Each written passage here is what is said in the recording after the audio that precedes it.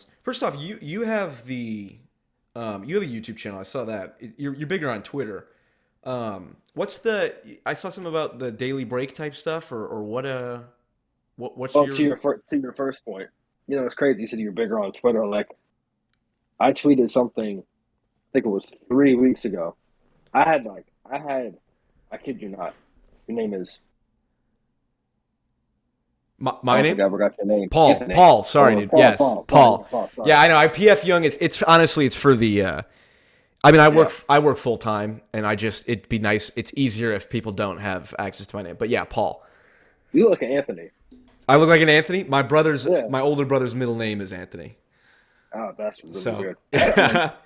Yeah, but just 3 weeks ago, I had 1,900 followers on Twitter. This was like 3 weeks ago. I kid you not. I tweeted one thing. That thing went completely viral. that was the Over Black Lives like Matter one, over right? 50 people were retweeting it. I was seeing that tweet pop up on my Instagram feed, and I wasn't even tagged in it. Right. Like it just went. It was basically a tweet saying how I posted a black square because I came. Are we recording right now? Yeah. Let Yeah. me make Yeah. sure. Okay, because I posted because I come from. I make sure I'll let people know my story. Like I wasn't always enlightened. I wasn't always awakened. I was woke. Maybe something you don't even know about me. I was woke 2 years ago. Like I was completely woke. I posted a black square for early voting 2020. I voted for Biden. I hated Trump. I was part of that whole woke crowd. Right. And it wasn't until I discovered Jordan, it wasn't until I seen the whole world shift through that one year, 2020. That's when I kind of broke out of that being just in that whole ideology, and that's when I really started to self educate myself. And I basically tweeted and said, "Yeah, I posted a black square just a couple years ago, so don't give me that." And some people say there's no middle ground between the people on the right and the people on the left, and I just say, I can't help but get angry when I see stuff like that. It's because how are you going to tell me there's no middle ground when my followers I have today and the people I talk with today, I was that same blue haired. I mean, really, I had red dreads. Like seriously, I had long hair down my back. I had red hair. I was that same blue haired libtard that you make fun of every single day just a couple of years ago. So don't tell me that there's no middle ground Right. and these are just a one group of people and they're just never going to get out of that mindset because that's just. Are we allowed to cuss on you? Oh hell yeah. Yes. Oh, it's just a bunch of bullshit. Like that is literally just bullshit. Sure. Yeah. Yeah. So I tweeted that, went crazy. I checked the stats on that. I had 1 million impressions, 1 million people seen that tweet, and that just blew up. Now I have almost 8,000 followers. So Right. when you see that account, I mean that just like so my mind is still trying to wrap around it. Yeah. That just shows you the power of social media and the power of just speaking your story and speaking the truth. Mm-hmm. So if anyone listening to this, if you have something on your chest, if you just want to vent out, number one, Twitter is probably the best place for you. And second, you have to tell someone that in general because you'll never know what can happen. Yeah. Someone can see that, and then that can help. That might encourage them to speak their story, and that's just a positive feedback loop, and everyone will start to speak the truth and become more truthful, and that's a net win. Yeah. Well, dude, I mean, I started this YouTube channel when I was in therapy. I was like, what, actually two, I was like probably 4 months into therapy. Wow. This was back in, what, October of 2020. So this was like 4 months after, the George Floyd murder. And so that's when everything was, people were super divisive and shit, and people were posting all kinds of different perspectives and stuff. And so I was like, I had a lot of anger for a variety of reasons. Um, a lot of it's, I would say, is justified given how fucked up the world is right now. And so I felt I needed an outlet. And originally I was posting the videos, and it was mostly for people on like Facebook, like people that knew me. I wasn't really going into like the Jordan Peterson stuff or anything. Within like a couple months, I was talking to people or people from high school who like I knew but wasn't like that great of friends with. They'd shoot me a message and be like, "Yo, I really appreciate what you're doing. It's like it's really cool and stuff." And so your point about like people just speaking your truth kind of will encourage others to at least have a space to feel like they're justified in their perspectives or their feelings. That's definitely true. Um, I wanted to ask you. So, what is your because the reason I want to talk to you and what I want to definitely talk about is both of our experiences with Jordan Peterson and kind of how he's influenced us. Um, but can you kind of share your background in terms of just like how you grew up, what brought you to where you are now, and then how sort of Jordan Peterson actually influenced you. I have a roller coaster of a story. I was not always on this in this part of my life. Just a couple of years ago. So I won't ramble on too much, but I really originated in the music industry. I had a whole record label. I was working with multiple artists around my area in DC, in Virginia. You're in Chicago, Hmm. so I'm in the DMV area, like DC, Maryland, Virginia. I'm in this area, Right. and we would work with music artists. We would try to get shows. We would promote their music, try to get them meetings with different people. We're just trying to grow this team. So I did that about for like 4 years, and the crazy thing is, I kind of just it kind of and that thing kind of just died. It fizzled away because I was getting slowly dragged towards more this whatever spot I'm in now, and the whole music and industry life. I don't know if anyone doesn't know too much about this, but the music industry and the whole entertainment industry in general, the whole Hollywood, it's just rife with just ideology and wokeness. And if that doesn't match, so I started to understand, I started to see, wait, maybe this thing isn't getting anywhere because this isn't just this whole career I'm trying to chase is just not my temperament. It's just not who I am. And I think that's the leap that people do when they hear about selling your soul is you lie to yourself and you restrain that feeling of maybe this isn't for me or maybe this is what I shouldn't ought to be doing, and you just ignore that and then you take that leap into this field where you have no business being. So you're living a double life. You have your different beliefs and you have your different separate thoughts in your head Mm. and you're repressing those so you can fulfill your career or you could be around these group of people, and that is exactly how ideology spreads. But I'm getting off topic. So that's I did that for pretty much about 4 years. And it wasn't until this summer in July when my one of my partners in Baltimore, they came down to I live in Maryland. They came to my state and they had this show, like a showcase or something, and this rapper was performing. And it's so weird to even talk about this stuff anymore. And I was invited, and when I went in there, I just had no like that last feeling of wanting to do this. It just disappeared. I was sitting in this party. I was surrounded by these people who I had no interest in being around. I was reading a book on my phone. That's how bored I was. I was at a party reading a book on my phone. Like Yeah. this is how out of place I was. And I just got up and left. I didn't say bye to anyone. I just got up and left. And I deleted. It was called Heart of Music Entertainment. I deleted the Instagram page. I think I deactivated it, took it out my bio. I just I'm just disgusted with it. Mm. I got to the point where disgust. When you're getting disgust, you don't want to look at it. It's just this is contempt. You just throw it away. That's how bad it was. So I just threw that away. I was completely done with that. And I also have I have multiple projects I'm working on. You mentioned the Daily Break. I've always had Viva Media Group. That's my marketing company. I work with small businesses, help them develop their brands, create content. I'm starting a consulting branch this year, so I have to rebrand that whole entire thing.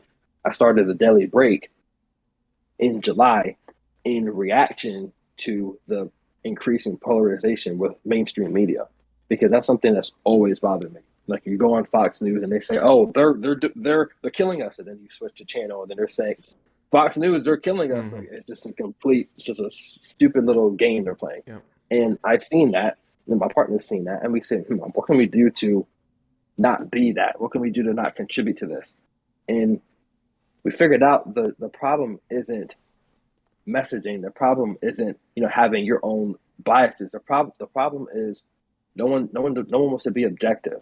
No one wants to just tell the story, tell you what happened yesterday, and just come off. No one's doing that. It's all reaction. It's all it turns into propaganda. Hmm. When CNN accuses the Republicans of doing something, then Fox News responds to that. Like you literally can switch. You can literally, if you put two TVs next to each other, it'll sound like they're arguing.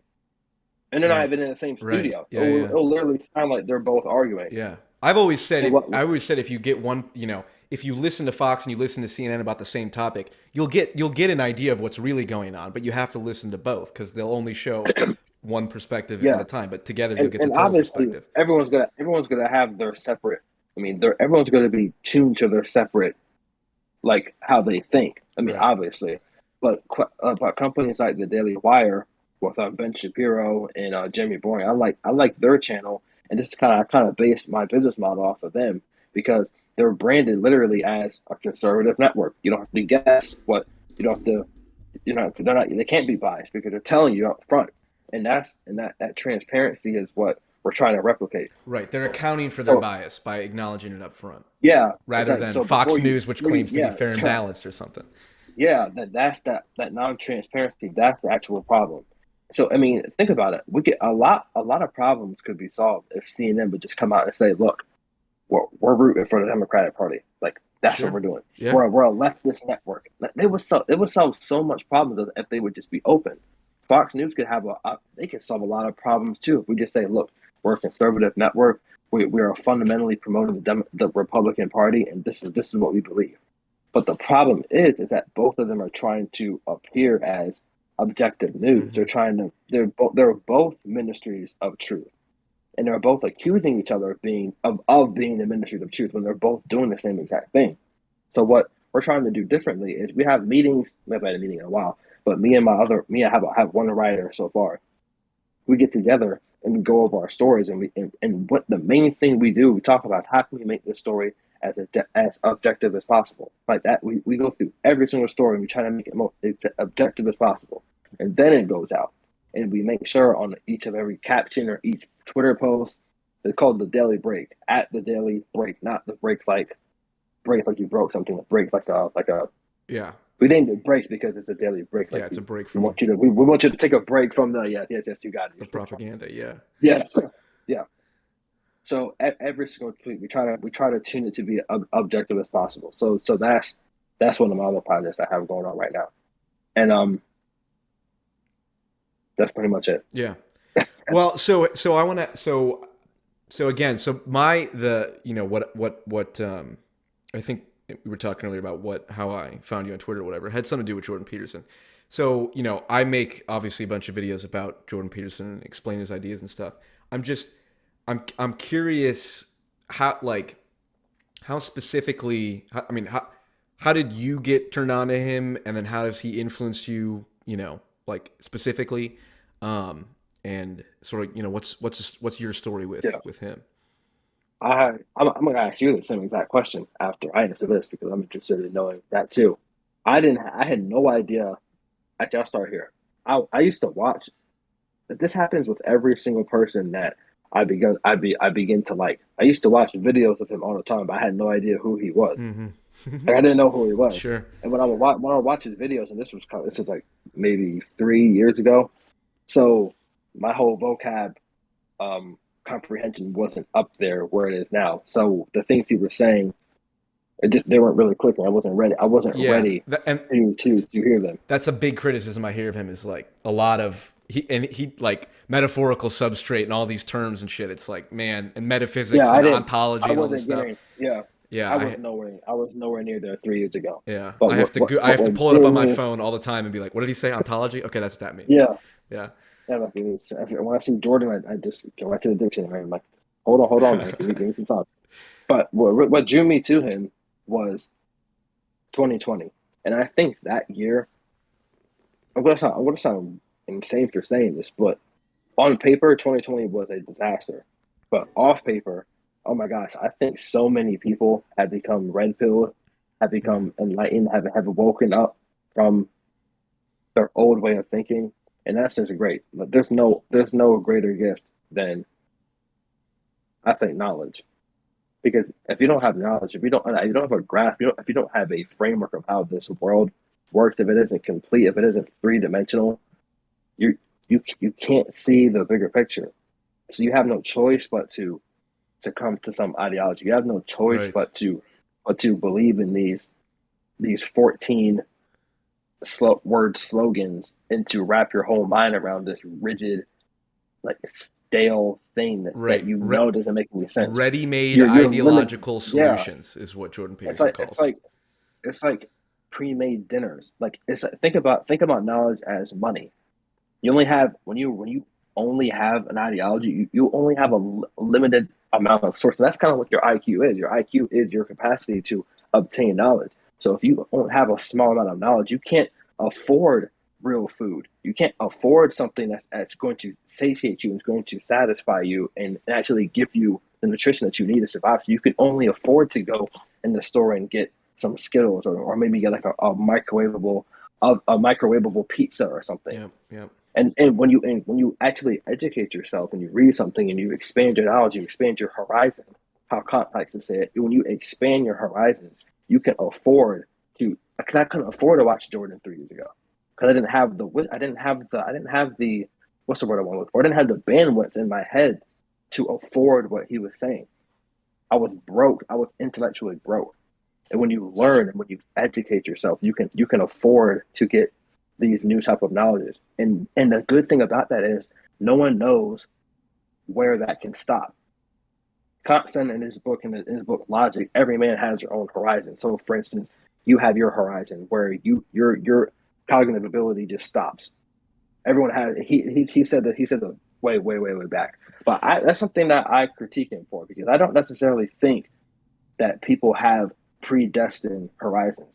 Because who's to say? And maybe I need to see a paper, or maybe I need to read something. Who's to say what someone's intellectual limits are if they continue to do the same pattern over and over and over again? Like, who's to say? Because my lived experience, I'm going to borrow a term from the leftists here. My lived experience is I thought I could never pick up a freaking book by Nietzsche and read it. I didn't think I could do that 2 years ago, I but now I'm doing it. Yeah, dude, I So I who still knows? can't do it. I tried to sit down and read Beyond Good and Evil, and I had I took a pencil and I was underlining lines. It's just like I could not. I know there's value in there, and I would try and break down the lines, but the reason I like Jordan Peterson so much is because he like in a lecture will add context and break things down in a simple way where it's like, dude, he'll put a quote from Nietzsche up and then explain it. This is what he means by this Yeah, and all that, and it's like I would never be able to do that on my own. yeah. But Because the thing is with him, he's a philologist, so he's really into language. And if you right, what you have to understand when you're going into Nietzsche, I'm reading Beyond Good and Evil right now. I'm reading it from my book. We can talk about that later. But the thing is with him, I don't know. I think I've seen you talk about the Bible a lot in your videos. He writes. He's a poet. Like I don't even consider Nietzsche a philosopher or anything else. That man is a poet. mm, So he will, and I think he understands the power of narrative. He understands the bigger picture. He gets it. So I think he speaks to people through I want to say allegories, but it's not like his book. Thus Spake Zarathustra. Like that's a whole story. But he's really telling you what he really believes. right, Like right, when he went to the market and he said that God was dead, he was the madman in the market. Like that wasn't like a story. Like that was him. Like he was the one going into the market right. saying that God was dead and we killed him. So that's kind of how he relates messages. But anyway, one thing you were talking with me, Paul, I'm gonna get off topic. So That's fine, you're dude. gonna have to get me. That's fine. But what got me was in 2020 when I seen all the riots and the Black Lives Matter. I just can't believe I posted a black square, and I was so. This is what I'm writing in my book. I was so committed to this. I felt like one of those communists, like during the Soviet Union, when you did everything Joseph said, and he still tossed you in there. He still tossed you in that jail, Mm, and you were sitting there like, what in the hell? Like, what did I do? right. Like I did. I followed this rule. I followed this rule. I did everything right, and here I am in this gulag. Like, what did I do? And I was literally that person, but I was in a mental gulag. I wasn't in the physical one. And when I was in there, I was seeing these people, Antifa and Black Lives Matter, and I was with it. I was with it. I was a good comrade. But when I seen them going up to people outside, this is one of the main shifts. They were going up to people sitting outside eating their food with their fists up, saying, "Oh, you better say this. You better say this. Say Black Lives Matter. Why aren't you saying it?" And to me, I'm looking at that like that's not. No, I don't want anything to do with that. Mm, Why are these two things being conflated? Or are they the same thing? Or nothing being conflated? Is that really this? So all these thoughts started going through my mind. So that was one red flag. I said, okay, this is getting a little too far. Then a couple, days went by, and on Twitter, this is all you were seeing. Like, dude, you couldn't look at one tweet without like, a building burning. Like, this is just all you were seeing. There's a woman named Tamika. I don't know her last name. She's one like a prominent Black Lives Matter like Tamika activist. Mallory? I mean, yeah, Yeah. Tamika Mallory. She said verbatim, "I don't give a damn they burned down Target. They should have been out here marching with us." When I'm hearing her say these things in my head, I'm like, what on earth is wrong with these people? There's something not right here. Mm. So I believe this is my theory of wokeness. Everybody who's a leftist is woke. Everyone who's woke is not a leftist. I believe 90% of this whole like amalgamation of this whole entire thing, these people do not they're woke, but they're not leftists. They're not about that life. They were like me. I'm not because I was never a leftist. I was just woke. Right. They But the going thing along is, with the slogans and stuff because it the made the sense prerequisite intuitively. the prerequisite for leftism and for that whole ideology is wokeism. You have to. It's the that is like the waiting room, Mhm. because what if you really look at what is driving it? It's this small group of intellectuals, Robert DiAngelo, Ibram X. Kendi, these I don't want to call them intellectuals. These charlatans, Yeah, the these postmodernists. people, yeah, the people in these universities who are spreading these rigid these parasites. How God Sad likes to say these parasites, Parasitical these memes. terrible Yeah. parasitical ideas, yeah, Yeah. and they're spreading to the people who are intellectually broke, who I was, and they don't have the IQ to discern if this is true or not. So when these memetics when they spread out, these people don't have the discernment to understand if this is right or wrong. So if you don't have the discernment, you don't have the character to discern anything. And But you're grasping for something to hold on to. You don't know what to hold on to. right. So you're gonna take the most feasible, easy thing. And this is when I don't like when people on Twitter they they bash woke people too hard. Because you have to be able to understand when someone is ideologically possessed and when someone is an actual leftist. You have to be able to discern those two things. Right. And I keep getting off topic, but Well, anyway, no, this is but when just to your point, because a lot of like I know I have a lot of friends. I grew up in sort of the white liberal bubble type place, and it's like a lot of people who were driven to support Black Lives Matter and say like, well, rioting's okay because this and that or whatever. It's okay to burn down businesses and stuff. It's like, justifying it. yeah, exactly. That I think that was coming from a legitimate point of like, there is like white guilt is a real thing. Like having privilege and then seeing people who don't have privilege. It's kind of like, well, I want to do something about it. Oh, and here's an easy, hey, all you have to do is say these slogans and justify rioting, and boom, now you're an activist. You're fighting for social justice. And to your point, it's like discerning between people who are the the actual the people pushing the ideology versus people who are just caught up in it because they have legitimate feelings of how do I do something. And I like what you said about like bashing people too much because they're woke. It's like, again, going back to the original thing of like robbing people we disagree with of their good ideas. It's like, look, for those people who are justifying burning down businesses in the name of Black Lives Matter, it's like let's not like there are definitely right wingers who will deny racism, who will deny any opportunity to make change and say things are good as they are, but like there are solutions and there are problems that need to be addressed, and I can grant you that. But now let's look at actually what you're doing and saying like you're justifying like burning down black businesses, right? It's like, Yeah, and that's the kind of stuff that you have to, and is I just think I nuts. think that comes from something that I see a lot on the right is this self righteousness, and they feel as if, and I think that, and this anti wokeism is coming. It's coming quick, and I think it's going to be worse than wokeism. Dude, I agree. So That is something is like 5 to 10 years from now, dude. We're gonna be pushing back against the right and the ultra religious Yeah, right and all that stuff. Totally agree. and this is how this thing oscillates because what the thing is the right is making the mistake is they're localizing evil. They're doing the same exact thing the left is doing, Right. and they don't understand that evil isn't something that someone is. Evil, there is good. I mean, this is what Solzhenitsyn said: the lines of the good and evil runs through the hearts of every man.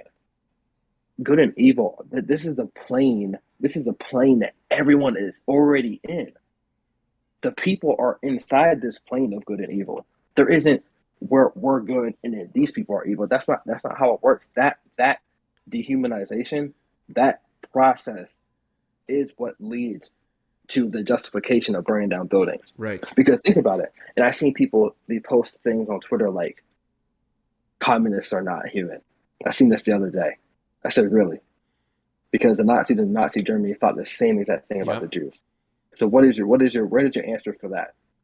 You're justifying your ideology. You're doing the same exact thing under a different guise. Right. And that is where the trap is. I saw Matt Walsh. You saw he was on Dr. Phil with Yeah. arguing about the transgender stuff. It's like, I can agree with a lot of what he says, but he said something afterwards of like, this person is evil. What you're doing is evil. It's like, look, as soon as you start attributing the capacity for evil only to one side, and it's like, well, they're mutilating children and all this stuff. And it's like, yeah, I get it.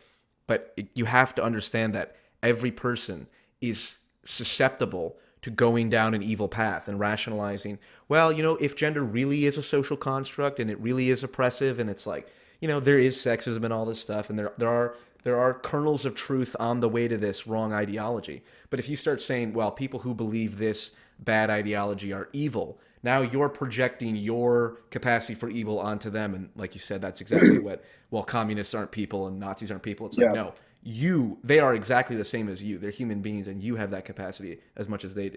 I forget the people who made this. I'm actually reading it right now. There's a paper, and this whole entire thing is called moral typecasting. So what moral typecasting is when two people are in a situation, and let's say one thing happens to this group, the people who are in the other group, if something bad happened to them, people will naturally make themselves the victim. Mm, If they see someone else, even if the opposite group suffered less torture than them, they will put themselves in the morally superior position. And this is what people do all the time, and it's happening right now. Like you said, we're going to be battling the right in just a couple of years, because what we have to understand is you don't put you can't be the plane. This is the only way I can explain it. The plane is good and evil, and someone can't be the Christ is on this end. This is the personification of what good is, and I see the devil on this end. He cannot be any more evil than he already is, and we are all playing in this field. right. The only people who are they're playing are good and evil. Right. You can't be that. It's kind of like when Jordan he was breaking this is something brilliant he said when he was deconstructing the Pinocchio movie, and those two and that one fox and the other cat, or I forgot what it was. Yeah. It's How they been were it's been learning a how minute, but yeah, yeah. Yeah. how they were luring Pinocchio into being and becoming an actor. They were saying, yeah, well, why are you doing school when you can just be an actor? You can just come with us. They're that's who I can say we. That's who we are up against. And those two guys, when they went to Pleasure Island, when the actual evil man who was running Pleasure Island, that is Satan. He is evil. Right. But Right. the thing is, who we're playing with right now are those two little petty foxes and the other cat.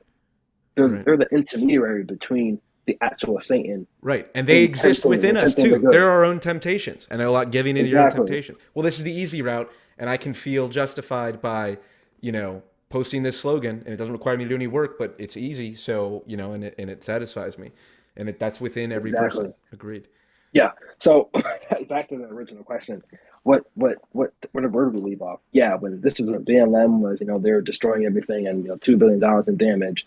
This is when I was at my lowest point. I was that person. I was just done with the whole Black Lives Matter. I was done with it. And for the life of me, I can't remember how I came across Jordan, but I just did. I can't remember what it was. but it was one video. In this one video of Jordan, it changed my whole entire life. It changed my entire life. It was the Marxist lie of white privilege. I think I found him, and then I went to his YouTube channel, and then I where you can set a filter to see someone's most popular video, Yep. and that happened to be it. So I'm like, okay, this video has 4 million views. So obviously the market is saying this is an important video that I should watch. Mm. And keep in mind, you now, I wasn't like a huge like lobster fan when I was watching. I had no idea who this guy was. Yep. So I wasn't going in here. I was going in here completely. I think I was even getting offended at some of the things you were saying, but I couldn't negate just the utter facts of his claim. He just made brought down everything. The video is too long, it's like 3 hours, so I can't go into everything he said. But I can tell you the exact sentence that this dude said that changed my life. And this is, mind you, 20 seconds before I heard this sentence, I believed in white privilege. I believed in systemic racism. I believed that you were like an evil Yep. white supremacy. I Inherently. believed in all Yeah. that stuff. Right. I was coming out of it, but it was still in the back of my head. This man said, in fact, the very idea that there are more differences between groups than there are in groups is the fundamental racist idea. Right. Right. When he said that, I mean, like, Right. The I differences remember, I between races remember are greater than within races. It's like, no, it's the opposite. There's so much when more he said diversity within the race than there are between races. Definitely. when he said that, I literally felt my whole entire brain just explode. I'm like, I paused the video. I'm sitting here like, it's not often that you watch a YouTube video and you have to pause it to literally like think about what this Right. person's saying. Like that's a very rare occasion. Hmm. So I'm like, there's more differences within the groups than there are between groups, and that is the actual racist idea. Because in order to even be racist, in order to think that your race is superior, what are you? What is your criteria? Your criteria is race. That has to be your criteria. Hmm. And what everyone else was saying was, oh, racism isn't about race, it's about power. So that they just the whole Mott and Bailey thing, they just switched the definition, Right. and that's a whole different Yeah. conversation. Prejudice The thing plus is, power. Yeah, that's when racism. I heard that, I understood. I'm like, okay, and this is when the whole anti-racism was coming up, and black people, these black creators were saying, well, actually, black people can't be racist. I mean, and they were posting stupid ideas, and this is when it all clicked. I was like, and this is when, and this is another one of his points, and I think this is where the right kinds of they kind of there are a lot who reject racism exists, which is just that's just Right. That's irresponsible. that's overcorrection in the opposite Yeah, direction. yeah, that's just ideology. It's the same exact thing. Right. This is where I think this is where they get murky with it, because when I understood this, I'm like, wait, so maybe it's not just this problem applies to everything. Maybe just identifying in groups is just a bad thing. Maybe we shouldn't even do that. Mm. And the root of racism is group identity. Right. And if you go Tribalism. Yeah. and if you yeah, you took the word right out of my mouth. And when you zoom that picture, even when you blow that picture up, it's tribalism. Right. And if you blow up tribalism, if you blow that up, the root of that is ideology. And that's what I understood. And that's one of Jordan's main points. And when I understood that, that totally changed my whole entire life. Mm. Because I understood that I had this ideology, I had these rigid beliefs, and that's what's causing me to intellectually broke. So if I'm intellectually broke, I have to pair myself with more intellectually broke people. And intellectually broke people get together and they form a tribe. And when you have different tribes of intellectually broke people, they can't get together and talk. They can't get together and have civil conversation because they're intellectually broke. Mm. So what they have to resort to is identity politics, is nonstop war, Right. is nonstop bickering. And that is when you get to, okay, we have nonstop bickering. We have to justify why we're right. But we can't use rhetoric. So what do we have to go to? Skin color. Hmm. What do we have to go to? There has to be something that we're better Right. than you about. That's where you get to the immutable characteristics. Right. And when you get to the immutable characteristics, this is the picture that we're in now. But the root of it is ideology. That's the actual root. you can't get deeper than that. There is no deeper resolution than ideology. There is no deeper one. That's exactly what I'm writing my book about right now. I left a comment on that video. I said this is the video that changed my life.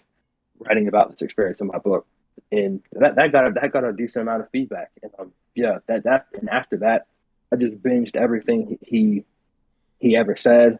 I got his Beyond Order. I'm reading Maps the Meaning right now, and the rest is history. Mm. Yeah, dude. The first video I saw his was the Kathy Newman debate.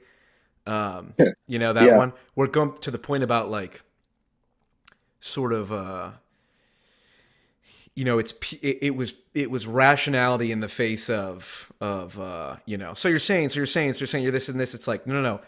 My favorite line from that interview, I think the line that sticks with me the most is he said something like, "No, I said something, something, something because I'm very, very careful with my words." And it was like, "Oh yeah, shit, that's powerful," you know. Um, yeah. which again is something you know I still struggle with when I'm doing the videos because it's like I'm not careful with It's my hard. words oftentimes. Yeah, I It's know hard. because and there's a legitimate. I think there is a, again going back to what we were talking about at the very beginning. It's like there's a legitimate kind of issue of like, well, how am I? You know, at what point is me being so careful with my words almost inauthentic? And like, no, no, look, this pisses me. Like when I see, like a lot of the videos I do are about like gender ideology and like how you know kids are transitioning and stuff, and it's causing all kinds of problems. There's a subreddit called DTrans subreddit where you know kids or people who went through like surgery or whatever and regretted it post and share stories and stuff. And I saw one, I was on there one day and I saw a post and it was like, help, I'm having a panic attack. Help me, help me. And I clicked on the user and they had posted like 4 or 5 times, like, I just destroyed my body. I don't know what I'm going to do. And it's like that, you know, I've had panic attacks before and shit. And, you know, it's like, I empathize with that. But like, knowing that there are victims of like an ideology that people just push because they think, you know, it's like, well, this is the way that I'm progressive. I just push this ideology. And knowing that then there are people that are permanently destroying their bodies, it's like it does piss me off to the point where I want to be like, this is fucking evil. Like I get that feeling. I get when people someone said it was like some conservative influence was like, this is satanic. And it's like, you know, I think that's going back to the plane. It's convenient to just put everything in that Right, right, bucket. exactly, exactly. But again, I get the feeling. You know what I mean? Like I empathize with that. And so, you know, there's an element of I want to say how I feel, but I need to do that carefully. And it's like that was, you know, that was one of the biggest things in therapy for me was I was super an over intellectualizer. I would put everything in terms of thoughts and never feelings. Like one of the things I had to do, or my therapist did, was he literally did a demonstration where it was like, Paul, you come in here and you're always talking about like I think, I think, I think, I think. Like, like what about I feel? I'm like, what do you mean? He's like, look, I'm gonna demonstrate for you like what this means. Like, you know, a thought is what I do. Well, you know, like let's say if I was having an argument with my friend or something, let's say like my friend was being a dick to me, my first instinct would be, well, I think my friend's being an asshole. And because I think that, now I have to justify it because I'm an intellectualizer. So now I got to rationalize it. Well, maybe, you know, maybe I did something to him. Maybe, you know, he's having a bad time, blah, blah. And I come up with all these reasons. Whereas on the other side, it's like, no, no, no. You can just say, like, I feel like my friend's being an asshole. And it sucks. Like, it sucks that my friend's being an asshole to me. I don't have to now justify it. I don't have to come up with reasons or whatever. And my therapist literally, like, walked through, like, Paul, this is thinking, you know, okay, I think my friend's being an asshole. And then this is feeling like, oh, fuck that guy. And he literally demonstrated it for me. You know what I mean? And so, you know, learning to put words to feelings for me has Yeah, been a big thing that I think has been helpful in that, in kind of being precise in my speech or whatever, which, you know, I think is key in trying to parse out, like you were saying, like how do we differentiate between people who are ideologically possessed, whose feelings have been hijacked by an ideology, versus the people who are intellectual and knowing yeah, full well what they're doing. You know what I mean? yeah. Um, David Hume, he wrote this book, Treatise of Human Nature, and I kind of put him in the phenomenologist category because him and Heidegger have and kind of have similar outlooks on the world and kind of what you were just right, because he describing. said you can't bridge The is ought. Yeah. Yeah, you Right. can't. Yeah, you can't get from the autism. That's one of my. I mean, that's one of like. It Yeah. has to be one of the best philosophical That's statements. the whole Maybe Sam that's Harris Jordan Peterson debate is you can't derive what you yeah. should do from the infinite world of So facts. how this is how he brought this is how he conceptualized reality. He said there are impressions and there are ideas. So the impressions, for instance, a tree. When we look at things, we're looking at this a phenomenological way. We don't see a tree. We see an object. Like we see this object. That's the impression.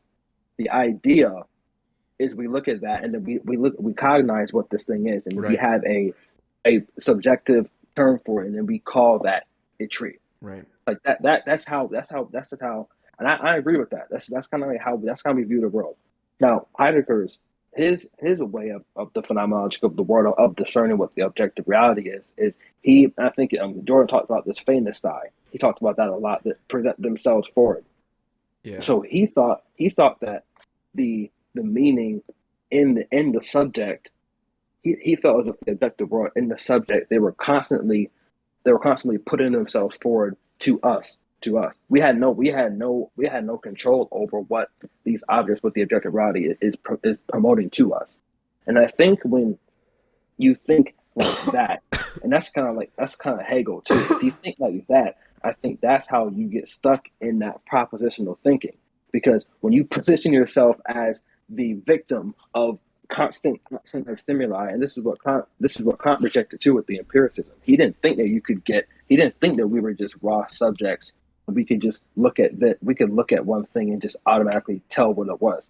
There's a structure Right. in The a between that. priori interpretive framework. Right. Yeah, exactly. There's a structure in there, and I think when people get, and this is one of the prerequisites to being possessed by an ideology, when you position yourself, and I'm not trying to like shit on Heidegger here, like he was a really smart dude, Yeah. but I Based think Heidegger. when you think that you are just the subject of this nonstop just stimuli, that's how you get stuck in that propositional tyranny. That's what John Vervaeke said. He interviewed Jordan Peterson. That conversation, you have to watch that. Yeah. John John Vervaeke's Vervaeke, great. Yeah. yeah, he has the four P's of cognitive thinking. He thinks of no of knowing. Sorry, the four ways of knowing. There's a propositional knowing, is I know that that thing is a tree. The second propositional knowing is the participatory knowing. So, for instance, if you're in a basketball game, you kind of just you have a feeling, you have a participatory feeling of what you should do. You understand that you're in the game. The perspective on knowing is I can sit in my room, I can see that there's snow outside. It's snowing here, and I have a perspective on knowing that it may be cold outside. That's Hmm. that one way of knowing. And the last one, I'm going to get this one wrong. What's the last one? I said propositional, Participatory participatory, perspective. perspective, and I have this written down. Well, I was just gonna say, I'm going to write this down right now because this is Vervaeke. You said. Oh, procedural. Yeah, John Vervaeke. This is his 4P model, and procedural knowing. So Procedural. that's the most basic. Like you know how to Like tie your riding a shoe. bike. You know how to Yeah. yeah, you know how to comb your hair. Yeah, those are the 4Ps. And I think what you were experiencing, I'm not like this isn't like a professional diagnosis Sure. here, but I Yeah. Yeah. think that what you were experiencing, you were stuck. And I think a lot of atheists get stuck in this too, and a lot of ideologically possessed people, they have no choice but to be in that, in that, what is the word I'm looking for? In that propositional knowing. Yes. It's that I think I did this. Well, yeah, well that means that this has to be this, and you're stuck in Yes. this Definitely. proposition, and you're cutting yourself away. This is one of Verbeeke's critiques. You're cutting yourself away from the perspectival knowing. You're cutting yourself away from that human, that interaction, that dynamic relationship between the outside world and what your friend was being a dick. You're cutting yourself off from that non-rational that irrational way of thinking. You're cutting yourself off from that, and you're just stuck in this proposition. Well, he either is being a dick or he's not. Like Right. Right. you're stuck on you have to make that definitive statement, Right. And and then come up with and you're rationalizations ignoring on top of it. yeah Right. right, and And you're then get caught. ignoring. And I think what the ideologues do is they don't have proposition, or they do to a certain extent, but they solely rely on the feeling. So you have to have this whole entire triangle. You have to have the whole entire thing Right. to have a base perspective. You can't just be in the top. You can't just be up. You just can't be in one quadrant. And I think what drives people to become, well, I feel like a Descartes. I think, therefore I am. I think he is like 100% in the perspective of Illinois. Like he just, whatever you feel, whatever that id driving, whatever that is, that's what you are. So those people are just only in that. Mm-hmm. They don't care about the proposition. Like that's why you can't go to someone and say, I mean, it's kind of funny. We were watching them, Matt, say, "Well, what is a woman?" Like that is a propositional way of thinking at it. Where what is a woman? You're not going to get anywhere with that conversation Right. with someone Who who believes doesn't purely it's just who, the experience. The exactly who experience is doesn't what it who is. doesn't It's like, exactly. You're not going right. to get anywhere with that. So that brings up that begs the question: how in the world do you fight that? And I don't know. Yeah. That's a really good question. That's the deep penalty. And if someone doesn't, they don't, they're not on a positional. It doesn't matter what you say or whatever statement you say is just what I feel. So how does someone who is only propositional, someone who's only perspectival, how do those two things come together? And I think that is when you have two things that are antithetical, what's going to Right. happen? Well, That's a culture war. right. And I think Carl Jung talks about uh, the central sort of maturation process is integrating your thoughts and emotions, and not, it's not passion as a slave to reason or vice versa. It's the integration of the two. And to your point about the perspective knowing, it's like that's lived experience, right? Like Yeah, why do people always bring it? Well, my lived experience is epistemologically primary. That trumps everything else. It's like that's the opposite problem I was having, because that would be caught in the perspective, um, uh, proposition. yeah, perspective of knowing, and then I'm in the propositional where it's like, well, let me lay everything out, and now it's got to be rationalized and all that. So that I'm very glad you brought that up. That's very interesting, and definitely I resonate with that in terms of Yeah, when I sort of how looked my at it, experience like was. I was blown away. I really do. I really like the way that guy thinks. Yeah, He's Vervaeke's really cool. passionate about his Yes, work. Yeah. yes, definitely. So I wanted to ask you something else. So this is I've been thinking about this because again I have a lot of conversations and debates about like race, and then I know what we were talking about, how like the right is gonna, eventually we're gonna be having to fight the right and stuff. Um, Let me ask you this. This is what I've been thinking, and then you can tell me what you think about this. That's Jordan Peterson's way of phrasing it, which I love. It's like I just had a thought, and then just let me get your thoughts on it. People like obviously race can be a tool to divide people, right? And in some sense, it's like, well, it's easy because it is one thing to be able to just look at someone and go, well, I know you're this color, so now like if we are going to divide people by race, it's easy to do that, right? Which is, Yeah. I think that's why like Black Lives Matter or whoever on the white identitarian side, they like to do that because it's easy. But to your point, it's like, well, tribalism is way And deeper than sometimes, that. sorry to cut you off, but Okay. sometimes you might even want to do that. Like, if, for instance, I don't know the demographics in Chicago, but let's say if a big a big family of immigrated towards like a Mexicans, as they immigrated towards the United States, they live in parishes of the or Yeah, yeah, Asian people. They right. live like in Yeah, communities where Germantown, all that they stuff. know, Yeah, yeah, yeah, like yeah, Chinatown, they know the language, they have a common right. culture. So sometimes you even want to segregate Yeah, and people. definitely Sometimes, definitely race correlates with culture. And to your and yeah. to the point, like and if you culture somewhat being related to ideology, I can see that. And I think that's why race is kind of a persistent um conversation topic, so to speak. But here's something I have noticed, and what I've been thinking about is because like the modern sort of cultural issues, so to speak, are that we're dividing people along race, we're dividing people along gender, we're dividing people along this or that, class, all that. Class being, I think, more relevant than the others, but that's a whole separate conversation. But particularly on gender and race. So this is something I've been thinking about. I feel like and this is kind of cynical, but like one of the antidotes to dividing people along race is the fact that like race, like again, race correlates with culture, and race is relevant for people who say that, well, racism is not real. It's like that's again just as ideological as people who say racism determines everything, right? I feel like and what I've noticed online, like the red pill manosphere type stuff, men going their own way. I think of like Kevin Samuels or like Royo Tomasi, all these people and stuff. Yeah. What when I look at that, I think that like what would you say? An individual's gender is more. What would you say? An individual's gender is more relevant to their lived experiences than their race, right? So like my perspective is like white men and black men have more in common by virtue of the fact they're both men, because being men and women are biologically different, whereas races, you have skin color and stuff, but not like fundamentally. So like your gender is more relevant to who you are than your race. And from my perspective, when I see like the Kevin Samuels and like the red pill kind of community, to me what that's an indication of is like the way that like racial division sort of dies down a little bit is by acknowledging that like again, like we're both men, so our experience in terms of like Are you assuming that? yeah, right, my bad, yeah, sorry everyone. Come on, man.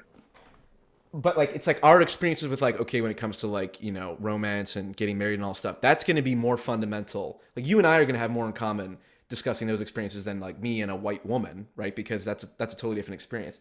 So I guess, what do you think about like the differences between genders or sexes, let's say the differences between sexes, sort of like trumping the differences between race? Because I feel like when I see like Kevin Samuels and I see all these men of all races kind of going like, oh, the red pill type stuff, it's very Yeah. multiracial for sure. To me, that's an indication of like that seems to be more fundamental than well, white people and black people are now fundamentally different. It's like not so much. Well,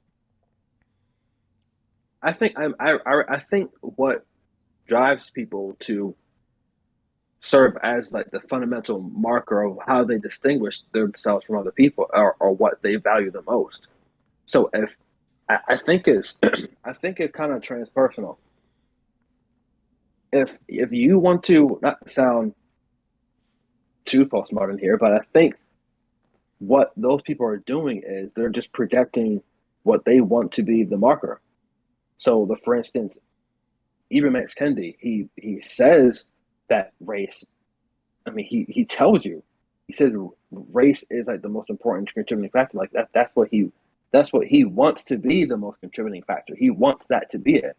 He's not making a he's not making an empirical like look and saying, it looks like that he's just putting forward what he wants to be Right. the marker. Based on his People like experiences too. Yeah. people like Kevin Samuels, and to make sure this is the same one, that's like the black guy that has that like weird like turning thing like in Yeah, his in the back, face. and he's But always shitting on women and stuff, and like yeah, like pretty I don't know. I don't want to critique subpar. him because I haven't really watched a lot of his things, but I'm pretty sure he's like the typical. Well, I don't want to do that. Well, people like him, whatever their highest value is, they're gonna put forward that it's just like you and I. Like we think the highest value should be merit. So what are we going to espouse? We're going to espouse this should be about merit. It shouldn't be about if you have a mohawk or a mullet or if your skin's white, you're able bodied, whatever that means. That Right. shouldn't be about any of that. It should be about if I'm hiring you. I don't care who you slept with last night. I don't care that your great grandfather was a dictator. All I want to know is can you do this job? Right. It Can should you be about it code should in be the a, in the coding language we need you to code in? Right.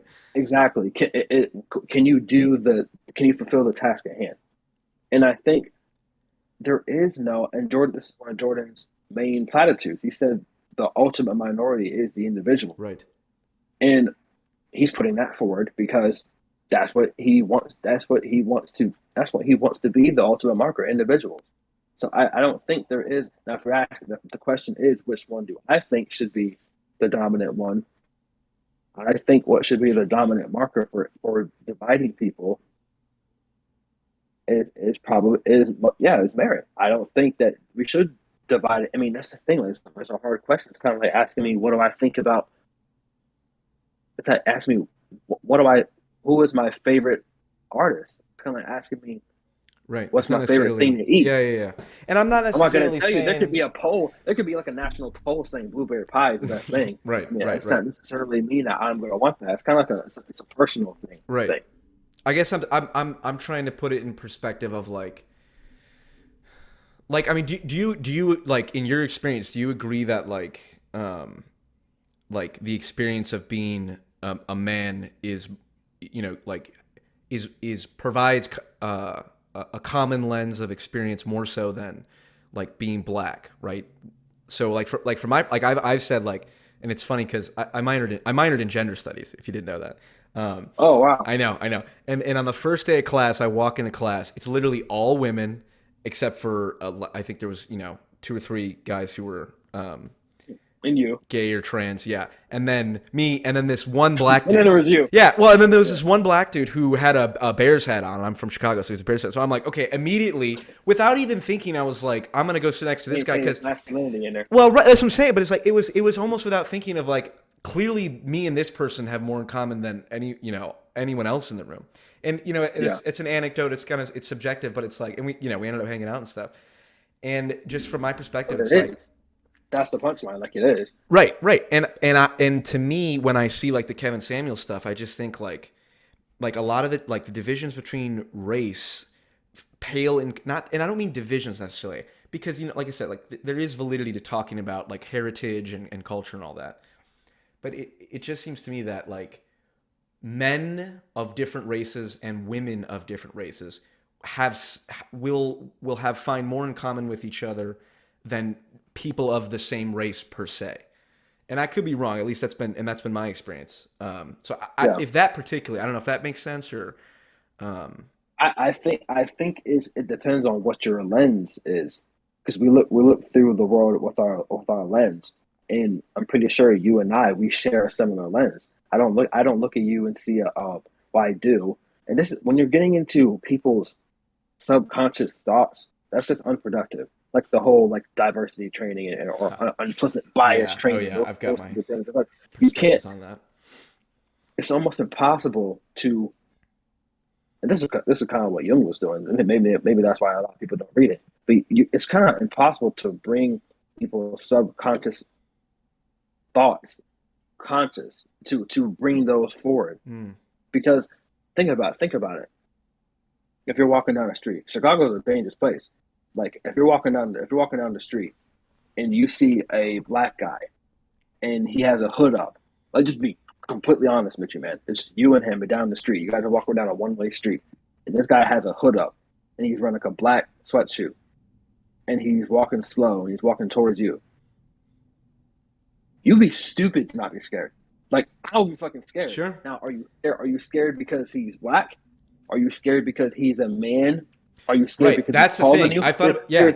there's an infinite If it amount right, if it of was a black woman, I'd be variables. like, I probably wouldn't, care at all. But if it's a white dude or a black dude, it's like, people can But be suspicious independent of their race. average of women are shorter than men, so Right. maybe you had a height advantage over her. Like there's just an Right. infinite. There's an infinite amount of variables. Right. So you can't to focus on one and say, oh, you were scared because he's black. It's like you're. It's impossible to Right. pluck out You an can independent. only say that if you are willing to reduce everyone down to one dimension, and that's race. It's like, no, there are many different factors. Right. Yeah, Right.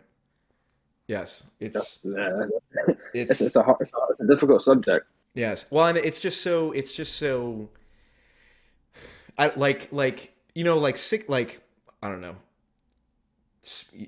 I mean, before 2020, I would not have been, um, you know, comfortable even like talking about, well, like, okay, we got, like, you're black, so let's talk about Black Lives Matter or something. And it's like there's an element of, and again, this is my experience in the white liberal bubble, I call it, is like if I said I do not support Black Lives Matter, I do not support the idea of burning down, violent protests. I don't support the Marxist perspective that it's framed from. All of that.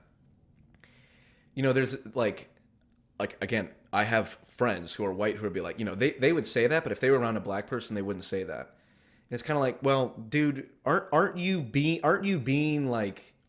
now putting everything in a racial perspective where it's like, well, I don't want to say I'm not a fan of Black Lives Matter around a black person. It's like you're assuming that because of someone's skin color now they have a perspective. You know what I mean? It's projection. Right, exactly. And it's like, and it's just, with all of the like unconscious bias training and all of this like tiptoeing around stuff, it's like it creates a I think the term mass psychosis is valid Yeah.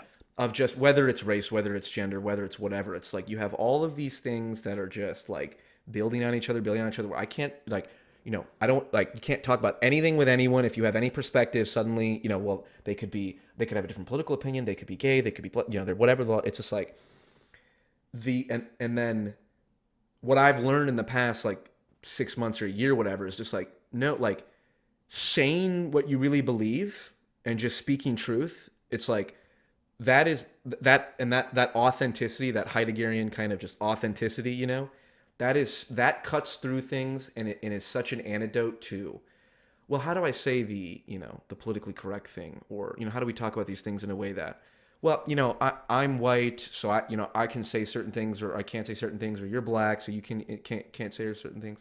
And it's just like I see amongst like friends and stuff just how it like, well, I don't, I can't say this around certain people. It's like that to me is the mass psychosis, right? When people like feel they can't say what they really believe. Concerning yourself. Right, Yeah. right, right. And that's been one thing, whether it's at work or with my friends and stuff. It's just like, to your point, it's like how do you get past it? How do you bridge sort of the you got to find the middle ground, right? It's like, well, racism is real, but it doesn't define everything. It's like, well, there are Yeah. differences between men and women, but that's not the end all be all. I don't know. I'm The thing ranting. with I'm ranting myself. So I like it, and I think we tripped over the propositional wire again because we choose our common denominator at our own peril. So if we are going to use race as the common denominator, then we have to sleep in that bed. mm-hmm. Right, We have to acknowledge that right, what are you willing to put forward as the driving force of your utterances? What are you willing to sacrifice for that? If you say race, okay, fine. right. Now we're limited to 7, 8 teams: Asian American, Yeah, Mexican, right, white, black. right, We're limited to that. If you want to make your least common denominator merit, well, that opens up a plethora of different. Now we're not even in teams anymore. right. Or just So, experience, not even merit. Just like you might have had an experience that I can learn from just by listening. Boom. and that is what a fair game is. Right, The uniting value is something that everyone can isn't local with one person. It's transpersonal. The highest value is, I just care about the truth. Or let's make this really basic. If the highest value at a job is your performance, everyone has an equal shot. If your highest value in a organization is diversity, well, now you have to sleep in that right. bed. Oh yeah. Now if you're top performing CMOs, if they're all white, well, now you have to cut their salaries now, because these BIPOC ladies over here don't BIPOC. have they don't they're not in Right. those positions. So how is your organization going to look if you guys win I don't know, if you guys win an award for the best commercial? I'm like, maybe it's a marketing agency. If you win the best commercial for this award, but you only had one black person on your creative team, oh my god. Mm-hmm. So Mm-hmm. you have to sleep in that bed that you make. So I mean, go ahead, make your highest value what you want. Right. If you're gonna make it race, you're sleeping in that bed. And I think and it goes against a lot of people's intuitions, whether they realize it or not, because it's like again, like I have conversations with people who I describe as kind of left wing, caught up in the ideologies. Like, well, but you don't understand. It's like because racism was so central, like it defines things in ways that like as a white person, you need to talk in a certain way around black people or something like that. And it's like you don't believe that, like because you know that in and of itself is racist, no matter how you want to rationalize it and justify it and stuff. And yeah, it's something interesting. Again, going back to like Peterson, it's like I want it's to know what drew you towards him. I remember I was going to ask yeah, you. yeah, You asked me about mine. I'm yeah, interested how did you get drawn down? yeah. Well, it was the cat. Dedicate your whole channel to him. Well, I right, mean that. yes, right, right, right. It was the Kathy Newman interview is how I found him. Actually, the first interview I ever saw with him, he was on I forget what it was. I think it was Steve Palkin or something. And he you know how he's kind of a curmudgeonly guy sometimes, Jordan Peterson. So he was. I saw an interview with him. I listened to him for like 15 minutes, and he was just kind of like being a dick, kind of being angry. And for like a year, I just didn't pay any attention. I'm like, okay, this is just some guy. And then the Kathy Newman interview came out, and I was like, oh shit, this guy. When he says that line, I'm very, very careful with my words. It's like, oh shit, this guy, he knows his stuff. And from there, I just got sucked into all of it and stuff. The thing for me, I think there's two parts of Jordan Peterson that I think people get value from. Like how I see it, it's like some people, you can fall into either or both camps. Some people really appreciate the practical psychology stuff, right? Make a schedule. You can't feel positive emotion unless you have a valued goal. That's just technically how it works, right? Which is like that's useful to know, right? And Yeah. when I talk to my friends who are struggling, I've found that the best way to have a conversation with them is ask them like, well, what's your goal? Like, what do you want? What do you want in 2 years? What do you want in 5 years? And without fail, most of the time, they don't know. It's like, well, there's your problem, right? Like, okay, now I've heard this sort of in an academic sense from Jordan Peterson, and now I'm talking to my friends who are struggling and like need the help or whatever. It's like, what's your goal? Let's talk. Like, what do you if you could have something, what would you want? Um, and that's been useful, and that certainly has put things in perspective for me. So Yeah. there's the practical psychology part of it, but then and this is where I most of my um, attraction towards his ideas come in this bucket is like the philosophy, the synthesizing of evolutionary psychology, philosophy, neuroscience to create this like cohesive narrative about like what is reality, what is our purpose as human beings and stuff. It's so interesting when he talks about like I listen to who Robert Sapolsky is by any chance.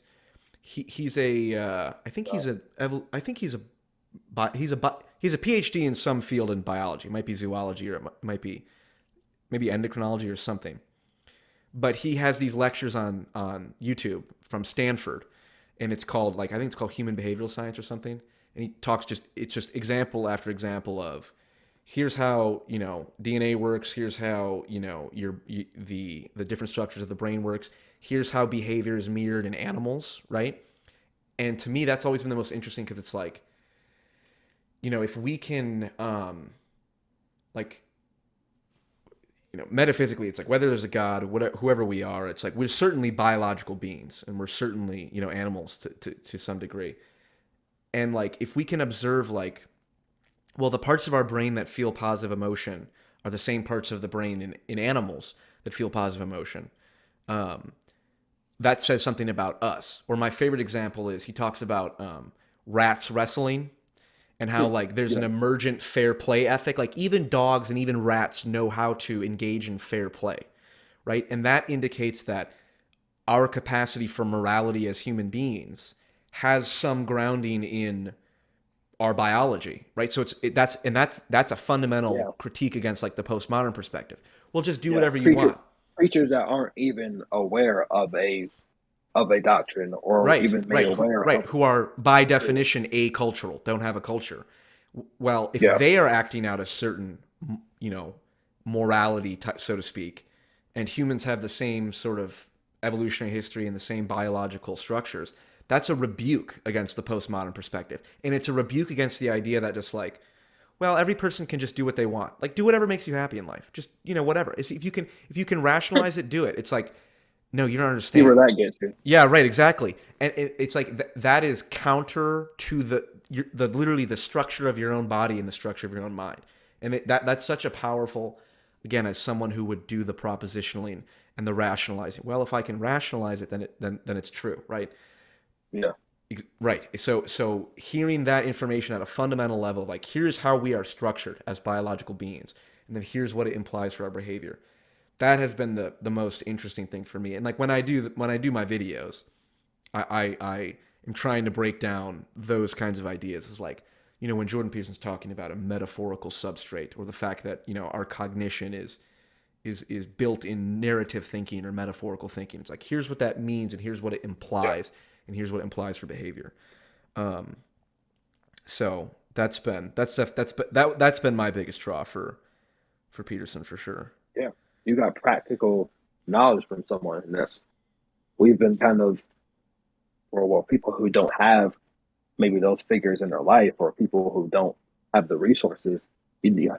Hardly you get practical tools from someone on the internet.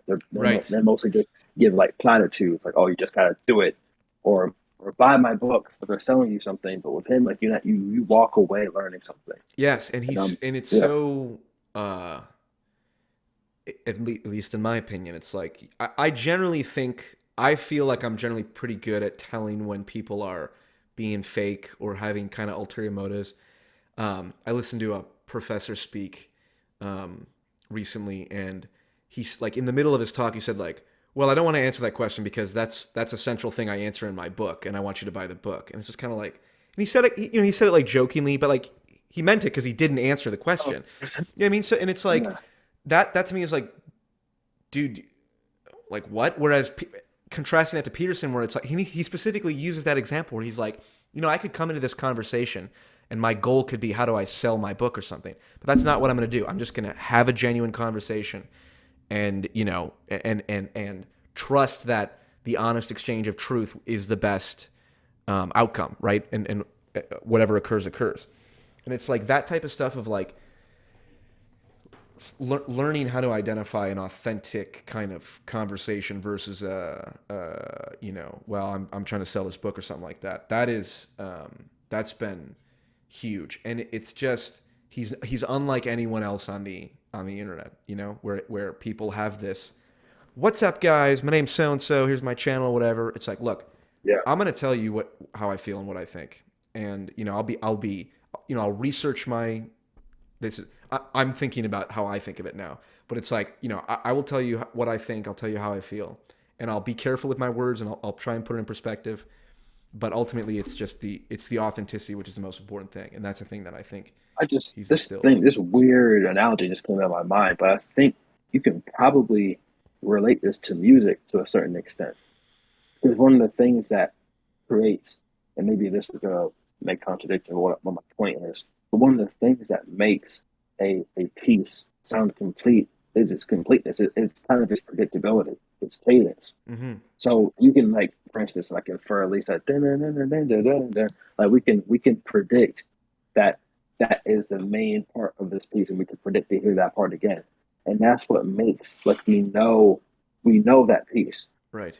And I think what people who are authentic is they're improvising their thoughts, because if you watch close, if you listen to when Jordan's speaking, he's up there on stage. He doesn't come with a piece. Right. He's Like, not reading from a script. Right. he's improvising. And when you and if you look in how, because that's where jazz came from. It came from the classical period. So if you look where, and I think that's where jazz and music really started to get the soul, R&B soul. Mm-hmm. That's when music really started getting about how you feel, and not, like, I mean, Mozart and Chopin, that stuff is great and everything. I love classical music, but the difference between those two things is one is, clean and predictable in this music. And, jazz came in, it just destroyed all of that. Like, Right. they brought in augmented and diminished, they brought in all these other things, and that authenticity. So when you hear someone like Jordan Peterson is he's an artist, and Definitely. he's painting a picture. He's Picasso, kind of like when the avant-garde era, when music art was transferring from, you could only paint pictures, you were only in modernism, you were only painting, not modernism, this was before that, you were only painting, things Yeah. You out of paint a church. bowl. Right. Yeah. Yeah. Yeah, when things were starting to get kind of more like in this more this postmodern era, when and realism came about, we were starting to break away from that and abstract art. And this is when people were putting their actual thoughts, and they had full creative capability over what they were producing. And I think that is that is what that's what authenticity, because it's a different, and this is the same thing in the Soviet Union. When there was a whole committee, they had you had to get approved. That's why the socialist realism, that's why it's all about Stalin. It's all Right. about Stalin was 5'4", by the way. That man was Really 5 feet 4 inches. And interesting. if Yeah. you look at the paintings, he's the biggest person, Sure. and it's terrifying. All your art had to be approved by the state. That's not authentic art. Right. All That's the people look propaganda. happy. They're all saluting. They're all in harmony. It's fake. That's not authentic. I mean, it looks great, but it's not authentic. The real art is when you look at something like, let's say the Sistine Chapel, but I'm now going back in time. When you look at things that, I mean, I love Cubism, like I love Picasso. I'm a huge like Cubist fan, and I have a picture. I'm not even gonna pull it up. But when you see things that you can tell this person put their heart and soul into it, and that's kind of like that dynamic. That's that participatory knowing. Mm. That's how we Right. know. That's that wow. That's that level of it's it's a dialogue when you're listening to someone like Jordan. When you're listening to those idiots say hi, this is or there's a back click the bell. Yeah. Yeah. Yeah. That is you're trapped in the propositional knowing. You're cutting yourself off from. It's not a dynamic relationship. When you listen to someone like Jordan, you're bringing your ideas and he's bringing his ideas, and it's a dialogue. Right. Everyone else, people who are preaching to you, kind of why I don't like going to church. That's a monologue. They're Right. just telling you something, and it came with something already planned. Right. So I think we get drawn to that authenticity. We're naturally drawn towards that. Yeah. For people that they don't come, that's why Ben Shapiro stopped watching his show, because it just sounds like I love that guy, but it sounds like a script. Like Yeah. it's a It's script. predictable. When he gives talk, I told myself last year, but I'm going to stop consuming things, or I'm going to stop. I'm going to cancel subscriptions. I'm going to unfollow people when I stopped learning from them. Mm. Told myself that when I stopped learning something new, Candace Owens, unfollowed her and everything. I don't listen to her anymore because I Right. stopped learning things. If Jordan, I could watch a video. I could watch the same video, 3 hours long. I could watch that 20 times. Oh yeah. There would not be a single time I watched that video I did not get something new. Right. That video didn't change. When you read things like that, I think that's what I think Plato said something about. This is Plato's definition of something sacred. Is that what sacred is every time you can look at this thing, you can consume it, you can put it away, you can go back. I think it's a couple of years. You can Something continually new. and infinitely get something new. That is what sacred is, Interesting. and I think that's one of the qualities that Jordan has. Yeah. Well, and to your point about the music, like it's got that predictability to it, and you can kind of expect Yeah, something from it. And no Peterson makes giant this steps. point. Right. Well, and music is the balance between order and chaos. Right. So music has the Yeah, beat, right? So you have to have some structure to it. But then there's improvisation over it, right? There's, and jazz is more on the improvisation, leans a bit, the line between yeah, order and chaos is a little bit more to the chaos side, whereas Chopin or someone is a little bit more to the order side. But it's always a balance, right? And each person has a different, taste in music or something, and but all music is striking that balance between order, like the beat and the rhythm, and then the chaos, the harmony, or the melody and the improvisation, all yeah. that, and that, Sorry to cut you off, but this is a cool point I think wants to yeah, know. There's something called the devil chord. It's the augmented fifth chord. If you played that chord in a church, you were considered Satan if you played that. the devil Like in the chord, Middle Ages, yeah, the devil augmented chord. fifth. If you played an augmented fifth chord, if you played a diminished fourth, that was a devil chord. Augmented. If anyone Interesting. wants to know that. No, yeah, that's cool. But that idea of And Jordan is the devil chord. He just right. keeps on Well, pressing. he's on that edge where it's like because he knows Yeah, what he's taught. Like he's coming in with prior knowledge and he's delivering a speech with pre-planned thoughts. But as it's coming, as he's talking, oh, this thought appeared in my mind, blah blah blah, and that it gets synthesized. And that yeah. just is so much more interesting than, like you said, like a preacher or a lecturer And who's just this reciting could, facts or yeah, something like that. this could help people who maybe think that they're inauthentic. Ask yourself, are you when you speak, period, are you have an agenda, or are you trying to learn something? Right. Because when Jordan's speaking, when you see like Oscar Peterson, he's one of my favorite jazz pianists. If I thought you were Canadian for a minute, sorry, he's a Canadian, No, he's no, in no. Toronto. But what the jazz musician is doing is he's trying to he's like actively trying to make new things. He's not trying to play the same melody. He's not trying to do the same lick he just did last night. He's trying to make something new. So when you're talking, are you trying to drill something in someone's head, or are you trying to discover new things about Right. yourself? Right. Speaking to And yourself as much as anyone. if it's the first one, then my friend, you're possessed, Right. because You're an you're ideologue. not the one you're not the author of your ideas. And I don't think any of us are, to be honest. But I think the difference is the conscience of that. Like, do you know that you're not the author? Right. I Right. think that's the main point. Right. And can you synthesize your new and personal experience with what does he Yeah. say? Everyone's the exponent of a of a dead philosopher. It's like, you know, Sorry to cut the conversation, but I didn't see the time. no, It was yeah, no. four I was fifty. just gonna say Yeah. we're coming up on an hour and 20. Do you got to go right now? Because I was gonna ask you one thing at the end. Oh yeah. One more question. Gotta get working on the book. Okay. So I just want to ask you, what is your biggest criticism of Jordan Peterson, and then I'll share mine. And you alluded to it in one of your videos. That whole activist God is this thing. I just don't. I mean, it's just a. It's a what is the word I'm looking for? It's an appeasement towards the religious crowd. I don't. I mean, I get what he's saying, and he had a really heartfelt and emotional speech. He was talking to Dennis Prager about how he activist he if God exists. Acts as if God exists. Yeah. Yeah, and totally I get it. It makes a lot of sense how, and it's out of the propositional, because that's why he says he never answered that question, is because, well, to believe in God is out of proposition, or is that something that you act out? Right. In my head, it's like, why can't it be both? Like, why can't it? It's the whole thing. It's not just like, you can't just ignore the proposition. Are you ignoring the proposition? Right. Right. He's relying on the perspective, on the procedural, on the participatory. He's relying on those, but he's leaving.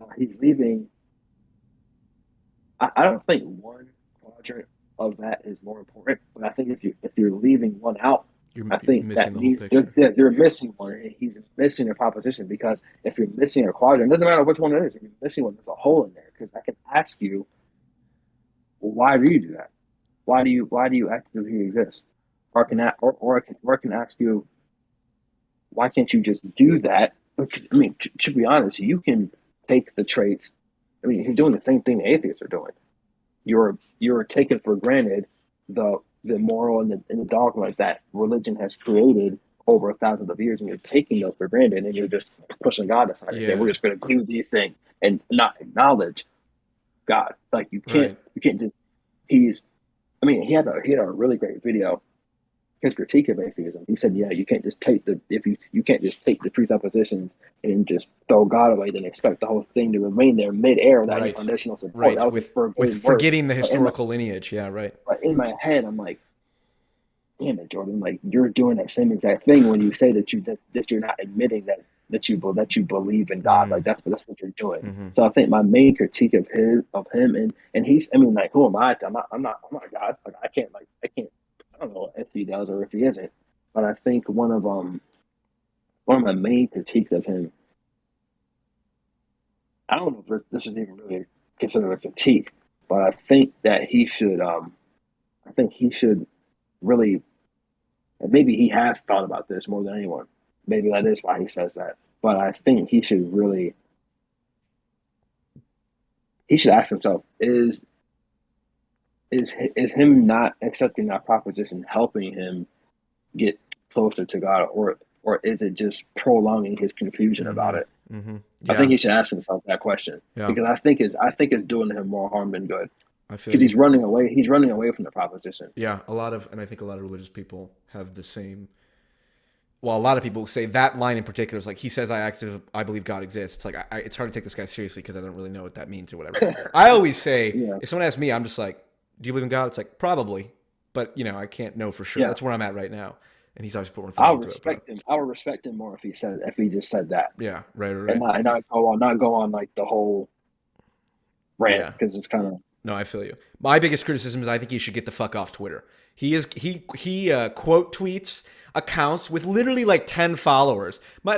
Someone said like, Jordan, maybe you should get back on the benzos or something. And then he's like, I count with 10 followers. He quote tweets it and he's like, come say that to my face, I'll slap you and we'll see who needs a benzo. It's like, dude, Yeah, it's funny, but man, he's fucking too yeah. rage filled to do that, to get on there. That So platform, it kind of drums up people's like low ebbs yeah, and he and he the acknowledges that. low, He says that. It's you like know. Twitter skews towards people who are fucking pissed off and shit and all that stuff. It's like so, but it's interesting. Yeah, Well, hey man, I appreciate. I really love this. You know, I don't get to talk with people about yes. stuff like Well, this a this lot. was So great. I enjoyed it. Yes, hell yeah. So Hey, how about hey, you want to? I have a show too. Did you? When can we do that? I want you to yeah, come oh on. hell yeah, dude. Yes. So we didn't even get this. We didn't even get to know your story. Yes, dude. Yes, I would be happy to come on.